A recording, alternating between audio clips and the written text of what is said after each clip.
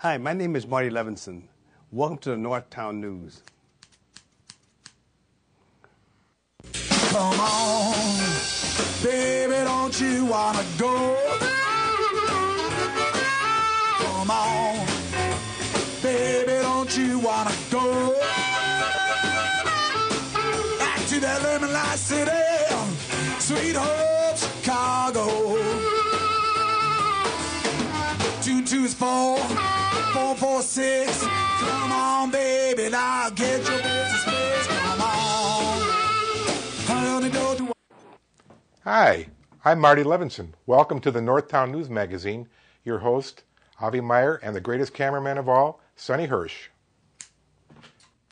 Hi, Avi Meyers here, Northtown Neighborhood News Magazine. Welcome. I want to thank my entire technical group, Sonny Hersh. Welcome to the first official news show of the post-election era. Dial us up on the World Wide Web at www.ntnm.org. Check out all the latest in community policing at www, only 3 W's, and you don't have to type www anymore into your internet thing, caps24.org. Hi, Molly, how you doing?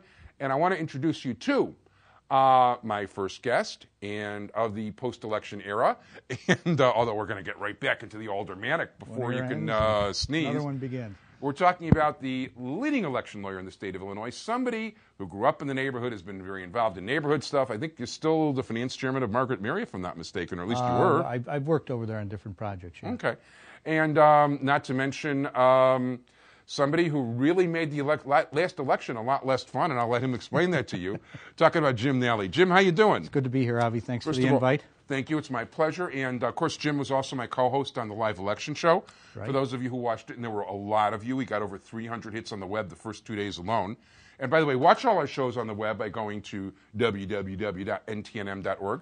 And so as an election lawyer, now, first of all, for the election, the reason why so many people were uncontested, including the entire Water Reclamation District slate, was you kind of nudged them off the ballot, didn't you? Well, people didn't follow the proper rules, and rules are to be followed, and there's consequences when you don't. So. And it's not that the Republicans haven't exactly been through this kind of thing before and should know better. You would think they would have known better, but it always amazes me what people don't know. So.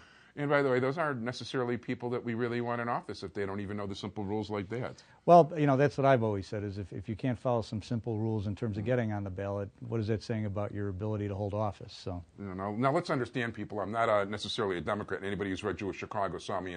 I endorsed Topinka and Pareka, hell. But speaking of the county board race, that was probably one the most interesting race from a local standpoint this time. It was certainly great theater, as it turned out on election night. With the storming of the Bastille and all.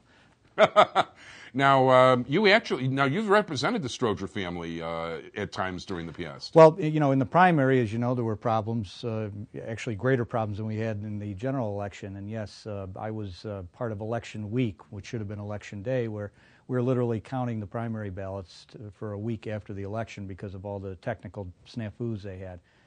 This election, in general, went a lot smoother.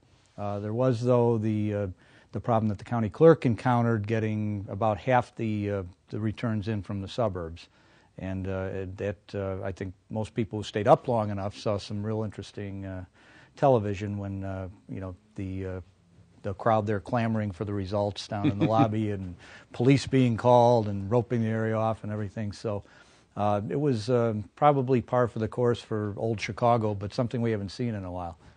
That's cool. I remember in the primary you were whisked off. You got a call from Stroger's people. We need you. Come right away. Yeah. And now this time, when I went to vote, I thought to myself, okay, I'm going to vote for David Orr this time. I had to think about it, but I figured, okay, hopefully the voting machines are okay. I'll be nice. He's a neighbor in 49. I'll give the guy the vote. And of course, then they mess up. So what happened with all the machines? Is it? Well, there's a group that the clerk is putting together to make an inquiry into all that. The best information I've been given so far, and this is obviously subject to further investigation, is that again, a lot of the modems in the polling places failed, and there were wireless modems that were supposed to, just like a cell phone, get the data from the voting machines. They merged the touch screen with the optical scan data, and then there was a modem that was supposed to just transmit that via wireless connection into the county's computer. In several hundred precincts, that didn't happen. And so we arrived at a point where it was almost midnight, and the county was still maybe 50% out. And, wow. Which was a lot, and that led to the Parica camp getting concerned that something was amiss and going wrong here, and marching on the clerk's office. And I think the good end of all this is I think there was a very efficient count. I shouldn't say efficient, a very accurate count. The efficiency is where the problem is. What's particularly interesting is that the city had over 80% of their vote in by midnight using the very same technology and machines. But they had a different fail-safe system. What happened in the county is in all these precincts where the wireless modem transmission didn't work for whatever reason, they had to then bring the memory packs with the data physically down from, say, if it happened in Lansing or if it happened in Barrington, those had to be brought all the way down to the clerk's office downtown. The Chicago had a different backup system. Chicago, in about every 2 wards, had a return station. Oh, wow. Which they've had for years, which in the past was used to return the data from the various polling places. Right. What they did there, though, is they had a fail-safe system with land telephone lines, so that if any precinct in Chicago had a failure of their wireless modem to transmit, the judges were instructed to take the memory pack not all the way downtown, but to the nearest return station. And then it was turned over to the personnel there, and they transmitted it via a regular landline modem downtown. So that saved a lot of time, because obviously even if Chicago had the same number of wireless failures as the county did, somebody's hopping in their car and driving maybe 15 minutes to turn in the memory pack, and then that data is transmitted. Whereas with the county, if you were on the far end of Cook County and you had a problem, the only way those votes would end up being tallied is that memory pack had to physically be brought to downtown Chicago. That's quite a long trip. In some cases, Cook County is large. And that's where you saw on the television then there were just these boxes full of memory packs going in. And by the wee hours of the morning, by say the following morning anyhow, they were up to better than 80% counted. But there was obviously the time lag, and that got a lot of people angry and upset, and caused all the dramatics. So quite a bit of dramatics, as a matter of fact. That was, now actually I was over by Terry O'Brien's, which is my favorite place to be on election night.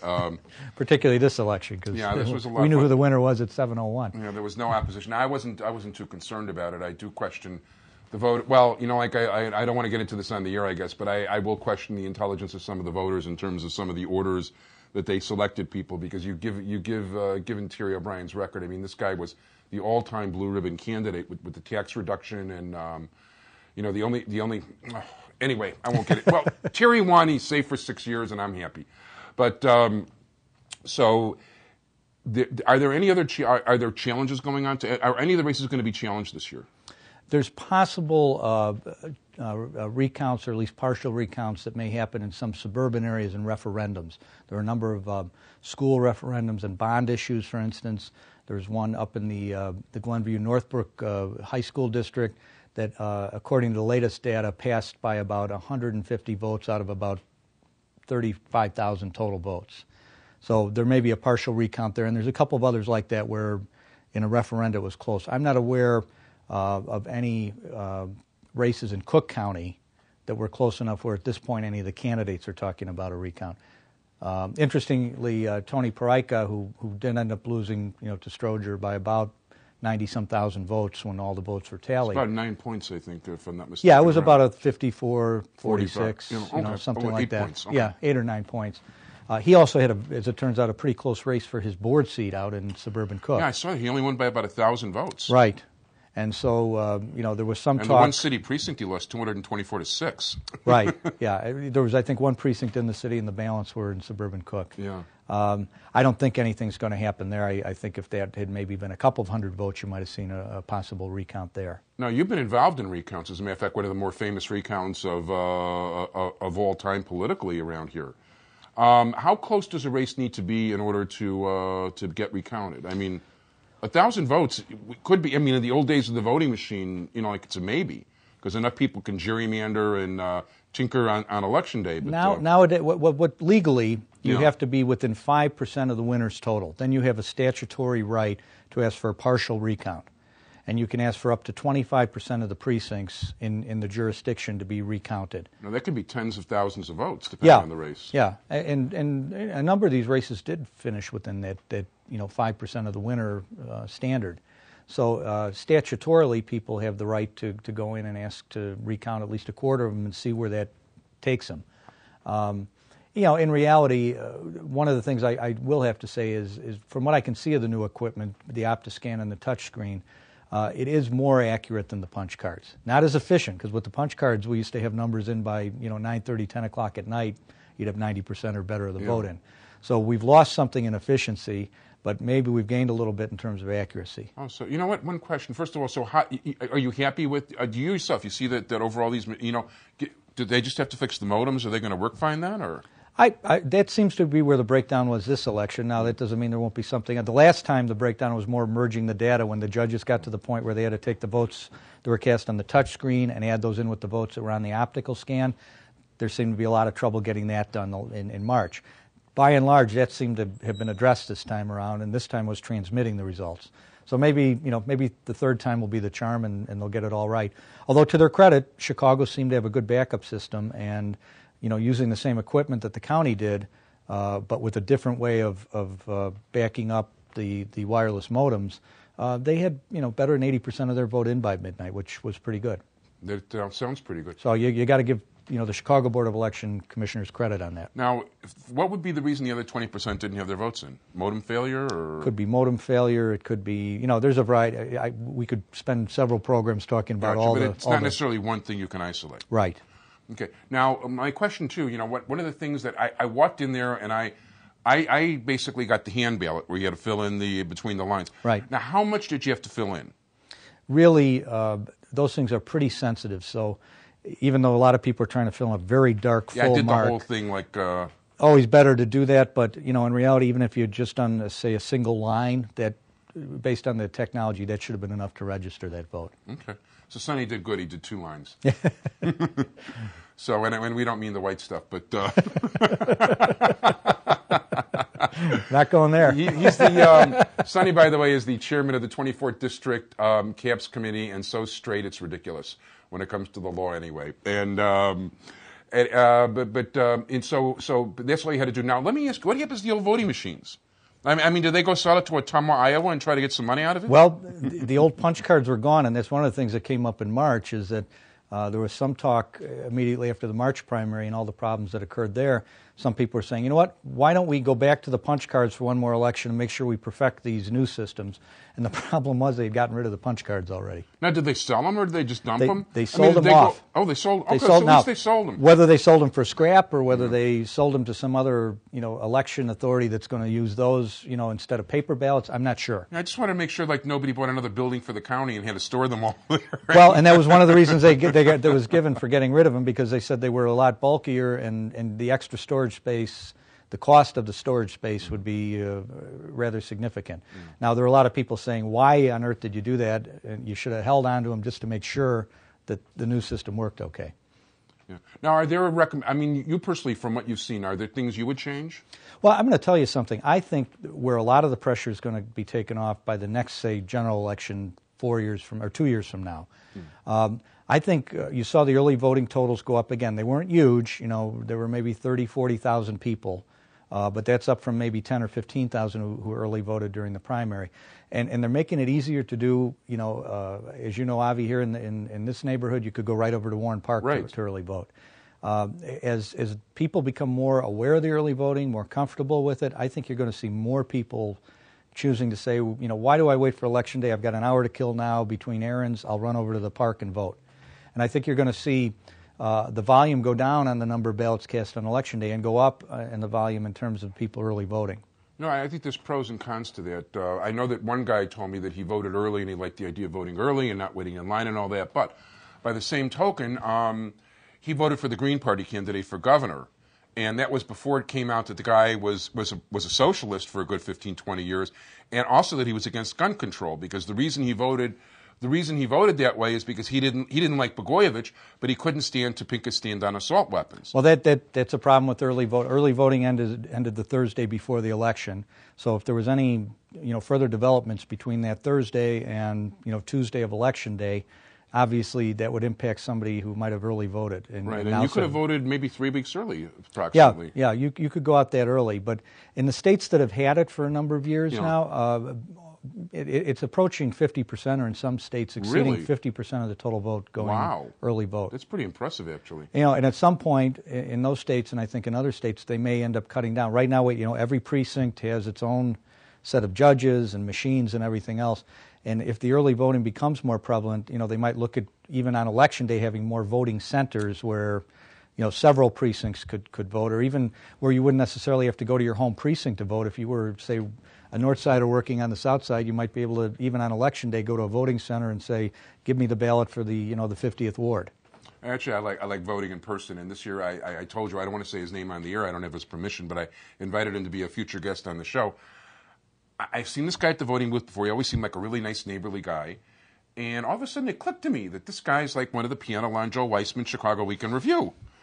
And he always says he lives in Rogers Park on the show, and I figure that means he lives, in the 49th Ward, over at Joe Moorland. And so I talked to the guy, and he calls me by name, which tells me, and he calls me by Avi, which is not my legal name. I mean, it's Avram. So he's a viewer. He's got to be a viewer. So he's a viewer, and he told me, he watches the show and all that. And so anyway, I started talking to him. He says, where in Rogers Park are you? He says, well, I'm not. I live in this precinct. I said, really? I said, where do you live? He says, Bernie and Sarah live in. And I said, sure, they live 2 doors down from me. He says, I'm the house behind them. So I said, oh, you just moved into the neighborhood? He says, no, I've been here 35 years. So this guy's back gate is about 50 or 60 feet from my back gate. He's been there 35 years, and I just met him. Well, and there is something nice about the polling place. I guess those of us who have been doing it for years, there's a social aspect where you do see neighbors. Maybe you haven't seen them in a while, or some new people have moved in. You get a chance to meet them. So there's something about that community feeling to going into your polling place and voting on Election Day that you would miss, obviously, if you early vote. Yeah, I used to be a Project Leap election judge, and I used to like meeting all the different people that lived around here and seeing who I got to meet people that I wouldn't have known ordinarily, or it was just really interesting. And there's a social aspect, and I like that very much. At this point, I want to leave a little bit of time for Mike Moses because he's going to recap the rest of the election for us. And I want to thank my guest, Jim Nally, the leading election lawyer in the state of Illinois. And if people want to contact Jim, they can reach him at, of course, 312-422-5560. That's correct. And anyway, I want to thank you so much. And we've got the aldermanic elections coming up, and you know what? We didn't even talk about that, but I guess we'll save that for next time. Okay. Thanks so much, Jim. Thanks, Take care. Avi.